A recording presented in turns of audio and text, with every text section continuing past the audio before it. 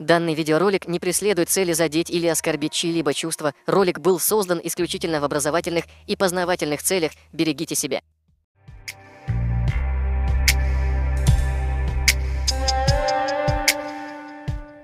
Слово «лицемер» в исламе означает двуличный, приверженный к добру, скрывающий приверженность злу. Это человек, всегда стремящийся найти легкий путь, избежать исполнения своих обязательств, духовных или социальных, приспосабливающийся к окружающим обстоятельствам в зависимости от собственной выгоды. Лицемеры, стремясь оставить благоприятное впечатление о себе, используют в своих интересах верующих и ищут убежище среди них.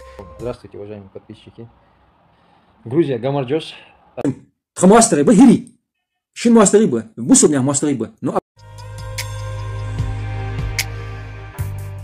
У нас возник закономерный вопрос к Абу Наджасу, который признается в любви к грузинам, но в то же время называет осетин врагами мусульман. Абу Наджас, какая разница между осетином и грузином в исламе? Почему ты порицаешь одних, несмотря на то, что среди них есть достойные братья, но называешь друзьями грузин?